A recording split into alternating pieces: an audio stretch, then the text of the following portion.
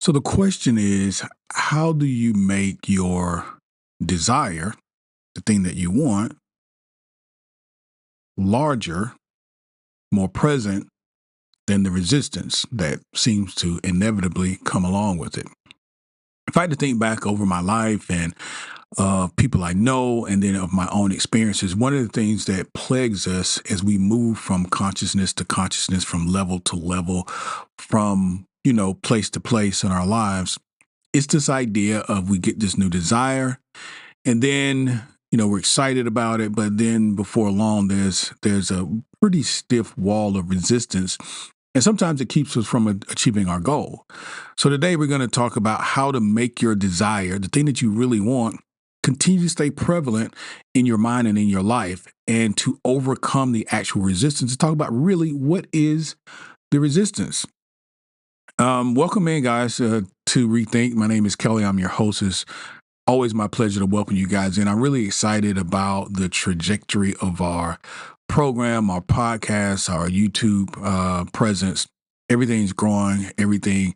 I really appreciate you guys as you come aboard and subscribe and continue to share our content. My estimation here is, I was going to say my hope, but I really think that the reason why we're growing, the reason why we've got so many people coming aboard is because we're putting out some information that is helping you and some information that is useful to you. You can tell me for sure in the comments, especially if you're on the YouTube side. Send us a comment. Let us know. Those of you who've already have done that, I really do appreciate it. On the podcast side, you guys can always send us a text. All you got to do is go down to the show notes, send us a text. Let us know how you're liking the podcast. Let us know if you've got any ideas about future podcasts. I would love to do some research on your behalf and put some things together. So let's get into it. How do we make our desire greater than our resistance? So the premise is this: you have constructed or developed or even just conceived a desire. Why? Because, lack promotes desire. And whether it is in your relationship, whether it's in your work, in your career, whether it's in your entrepreneurship, whether it's in your physical health, within your body, you have a desire for something. And when it first comes to you, it's very exciting. It's very exciting because you see all the possibilities of what this could be. Man, I could lose weight. I could get out of my, medication regimen. I could feel better.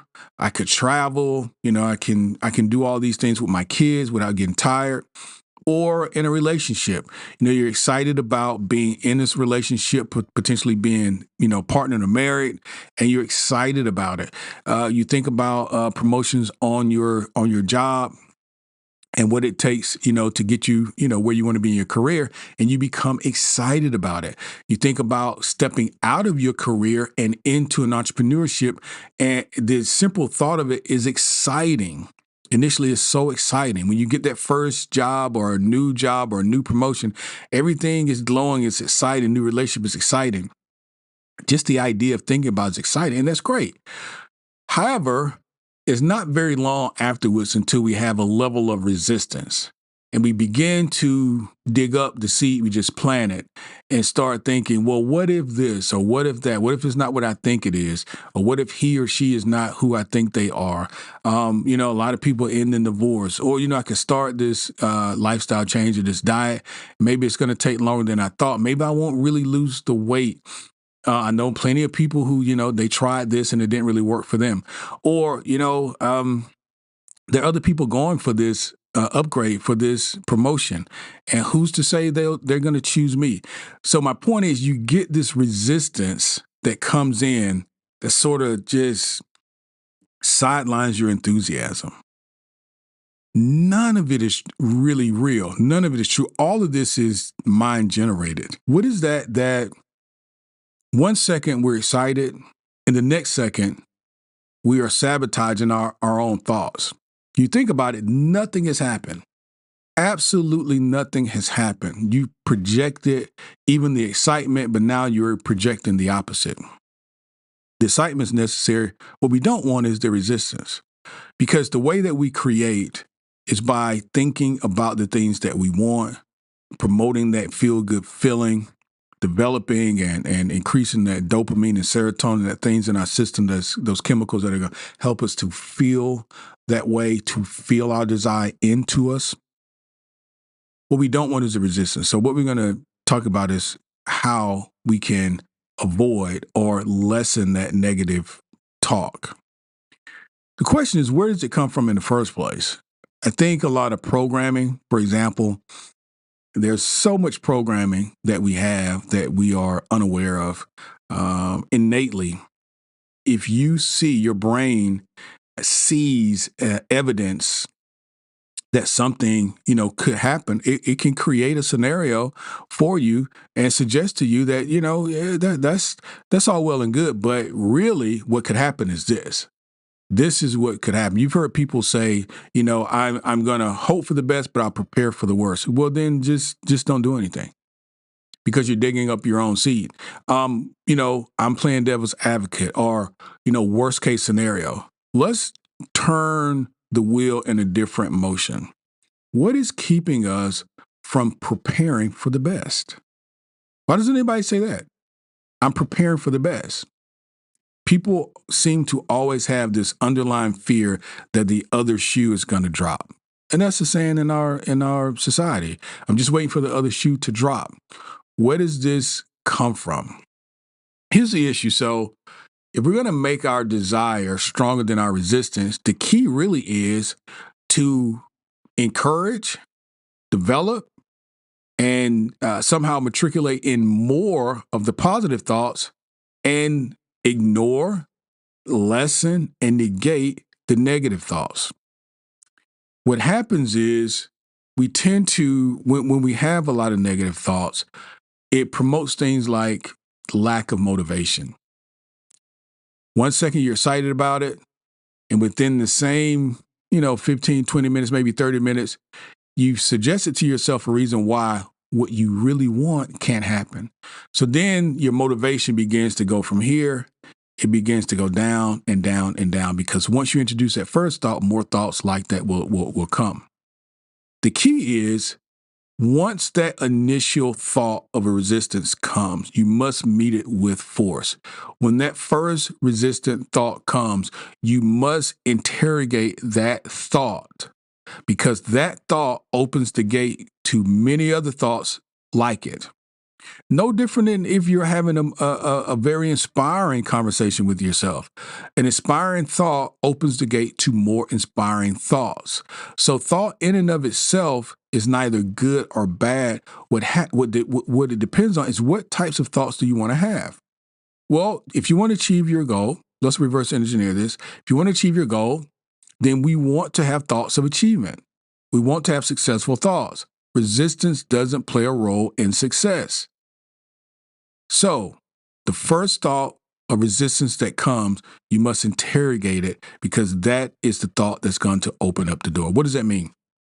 That means you must say to yourself, why am I having this thought? And really look into it to the point where you're focused on it and you're saying, you know what? I don't believe this. And immediately replace that thought with a better thought. Immediately replace that resistance with a better thought. Now, all of this is thought. None of this has happened. All of this is thought. But this is how creation happens.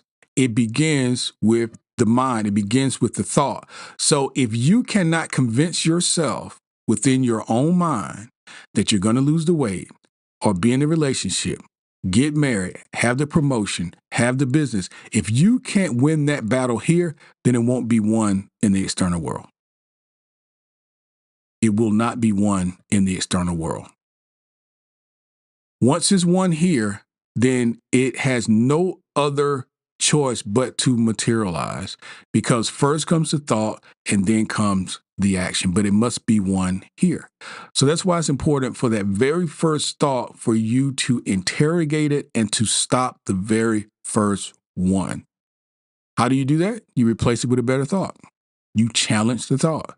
You interrogate that thought. It doesn't belong here.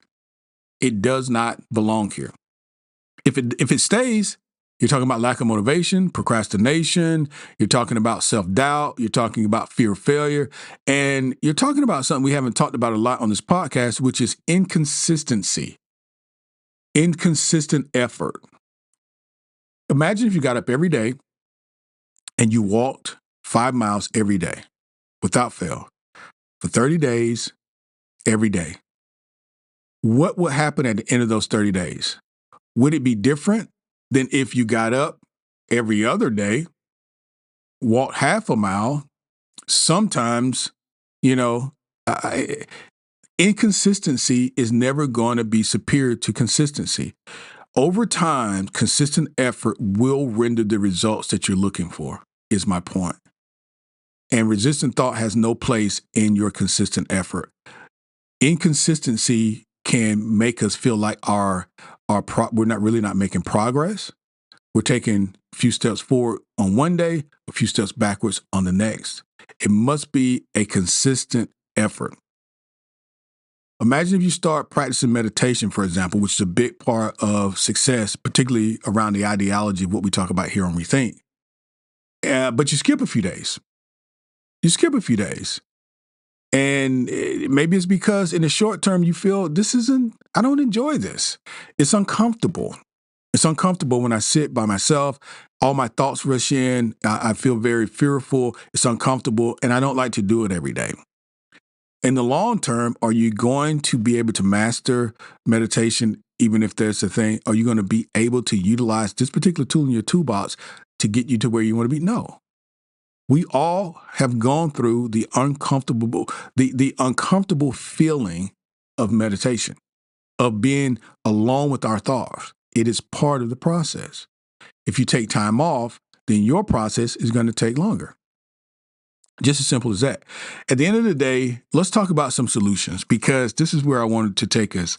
I think we all understand this concept. We've got a great idea. We can start this business. We can make a lot of money. But how long does it take to get a business license? Are they approving nonprofits in my area? That building is for sale, but it looks like there's some problems. I don't have a realtor. I don't have a lawyer. I don't have an accountant. All of this resistant thought to your idea, it'll kill the idea. It'll kill the idea. Not that none of this is legitimate. All that needs to be taken care of, but you can do it with enthusiasm. You can do it with enthusiasm. Not make it a negligent, possibility, a obstacle that you can't overcome, a hurdle that is too high for you to jump. What are some solutions? The very first thing I would do let me say that better. The very first thing that I do when I feel resistant thought is I go back to my foundational thought. Why am I doing this in the first place? When you establish a very clear and definitive why statement for yourself, there's no resistant thought that's going to stand up against it.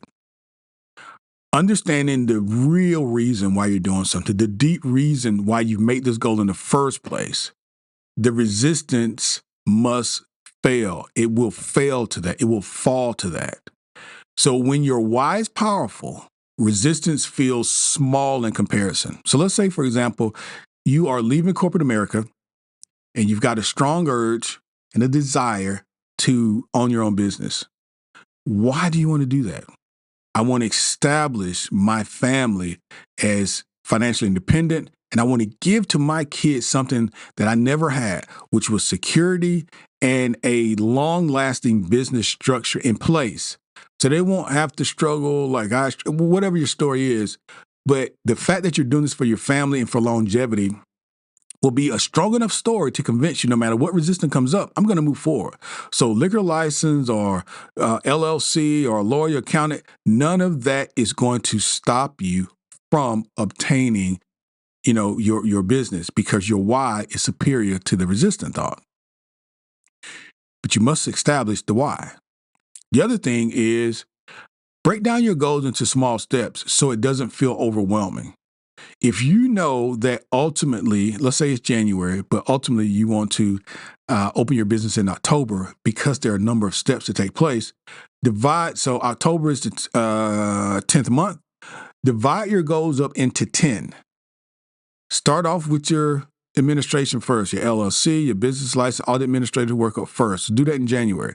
Check it off. February, let's get out and start looking at some buildings. Let me find a realtor. Let me find a location, and let's do that. Let's do that in February.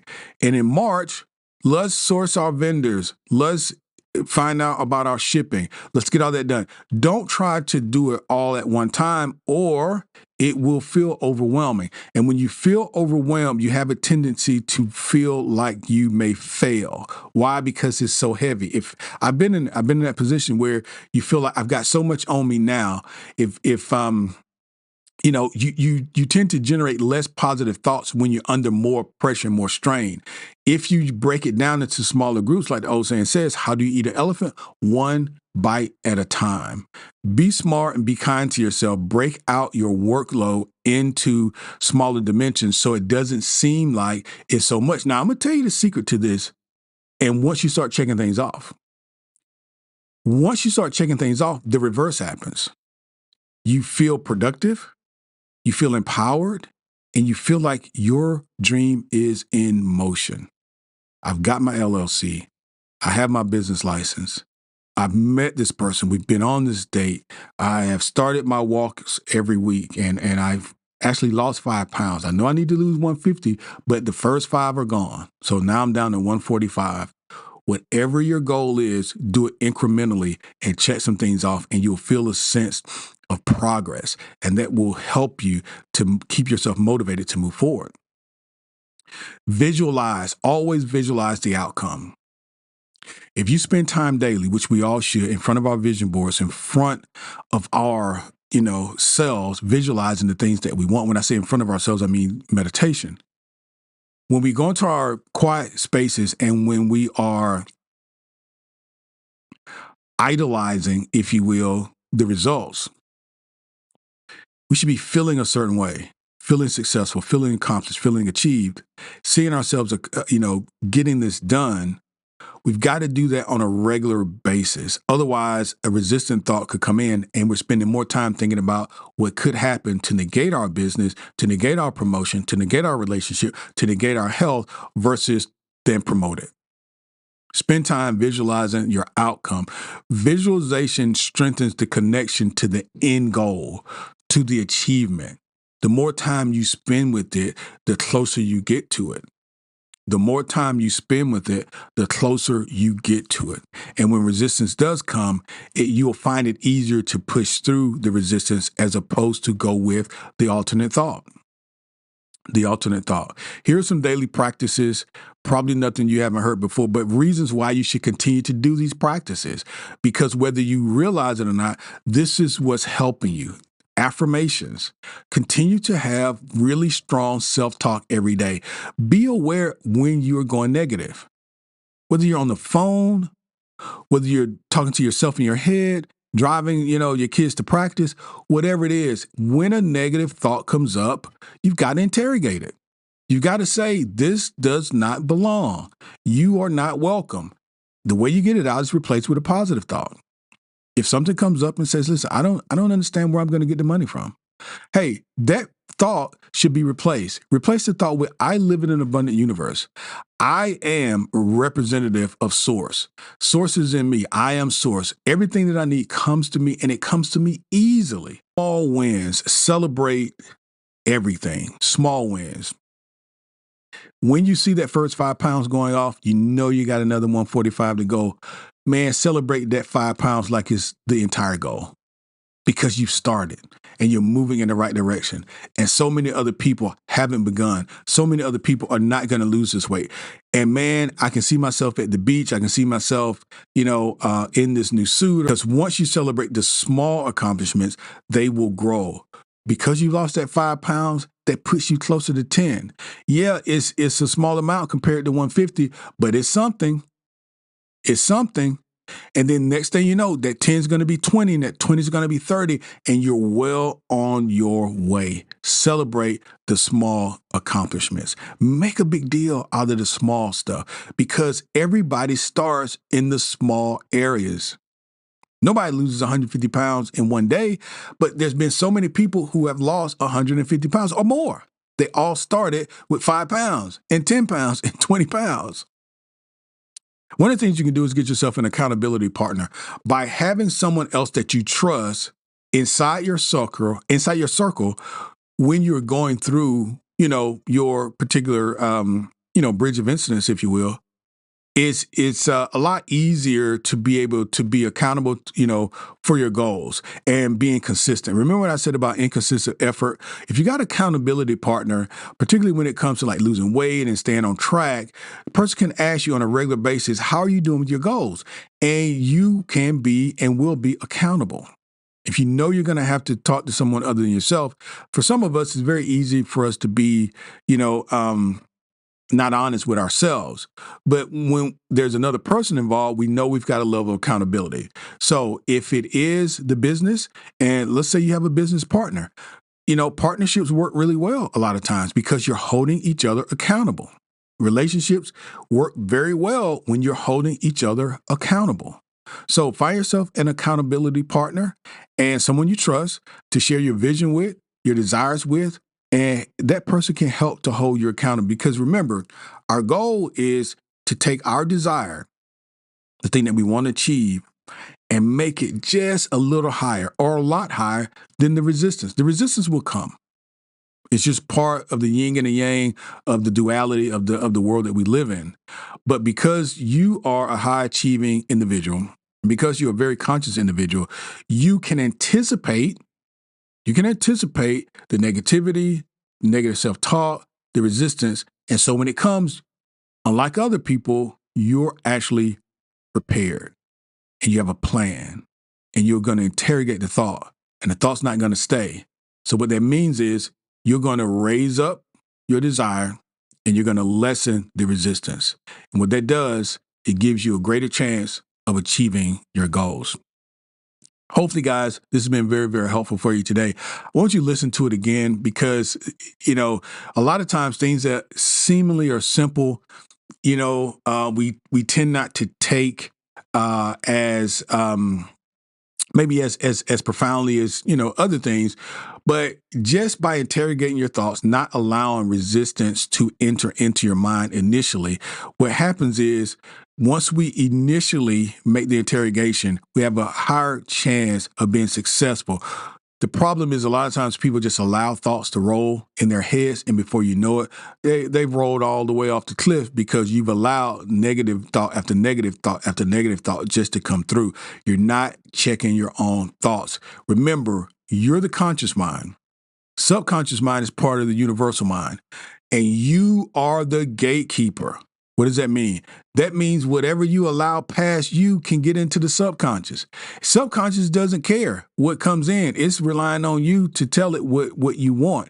And if you let negative thoughts come in, then negative thoughts are going to be growing in your garden. Negative thoughts are going to be in your subconscious mind. Your subconscious mind doesn't care what comes in. It's going to take it and reproduce it just like it would do a positive thought. All right. So let's get busy with checking our thoughts. Let's make sure that we are aware of the things that we are allowing into our subconscious mind. Let's make our desire much greater than your resistance. Thank you guys for listening today at Rethink. Go ahead, subscribe if you've not already done so. And please check out our show notes and our description to see all of the goodies that we have for you. In particular, our course, 31 Days to a New Beginning. If you've not signed up for that already, go ahead and do that. Thanks. We'll be back soon, guys.